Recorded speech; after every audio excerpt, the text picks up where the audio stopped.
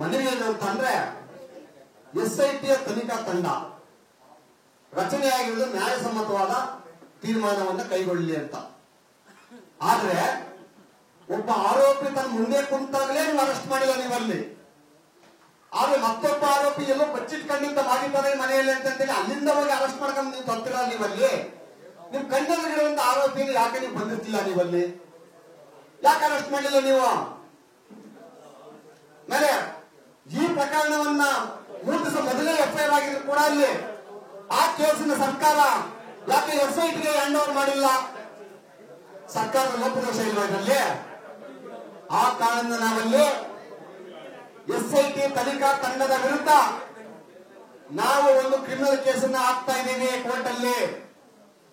ಯಾವ ಎಸ್ಐಟಿ ತಂಡ ರಚನೆ ಆಗಿದೆ ಪ್ರಮುಖ ಮುಖ್ಯಸ್ಥರು ಮತ್ತು ತನಿಖಾಧಿಕಾರಿಗಳ ವಿರುದ್ಧವಾಗಿ ನಾವು ಒಂದು ಕ್ರಿಮಿನಲ್ ಕೇಸನ್ನ ಫೈಲ್ ಮಾಡ್ತಾ ಇದ್ದೀವಿ ನಾಳೆ ಕೋರ್ಟ್ ಅಲ್ಲಿ. ನಾವಲ್ಲಿ ಕಾರಣ ಏನು ಅಂತಂದ್ರೆ ಒಬ್ಬ ಆರೋಪಿ ಎದುರುಗಡೆ ಬಂದು ಕುಳಿತಿದ್ರು ಕೂಡ ಬಂದಿರುತ್ತೆ, ಮತ್ತೊಬ್ಬ ಆರೋಪಿ ಬಚ್ಚಿಟ್ಕೊಂಡು ಆರೋಪಿಯನ್ನು ಬಂಧಿಸಿ ಜೈಲಿಗೆ ಕಳಿಸಿ ನನಗೆ ನೀವು ನೋಟಿಸ್ ಕೊಟ್ಟು ಸ್ಪೆಸಿಫಿಕ್ ಆಗಿ ಆ ಪ್ಯಾರವನ್ನ ಡಿಲೀಟ್ ಮಾಡಿ ಅಂತ ಹೇಳಿದ ಮೇಲೆ ಇದು ಎಸ್ಐಟಿ ತನಿಖಾ ತಂಡಕ್ಕೆ ಯೋಗ್ಯತೆ ಇಲ್ಲದಂತ ತಂಡ ಇದು.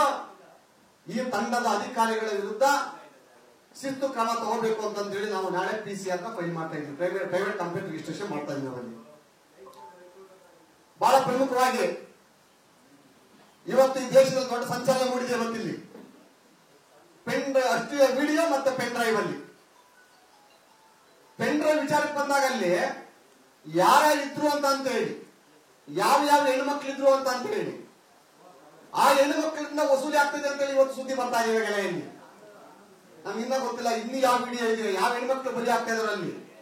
ನಾನು ಈ ರಾಜ್ಯದ ಜನತೆಗೆ ನಾನು ಮನವಿ ಮಾಡ್ಕೊತೀನಿ ಅಂತಂದ್ರೆ ಯಾವುದೇ ಹೋರಾಟ ಬಂದ್ರು ಕೂಡ ನಮ್ಮ ಭಾರತೀಯ ಜನತಾ ಪಕ್ಷ, ನಮ್ಮ ವಕೀಲ ಸಮೂಹ ನಿಮ್ಮ ಸಂತಪ್ತ ಮಹಿಳೆಯರ ಪರವಾಗಿರ್ತದಲ್ಲಿ ನೀವು ಯಾವುದಕ್ಕೆ ಎದುರುವಂತ ಅವಶ್ಯಕತೆ ಇಲ್ಲ.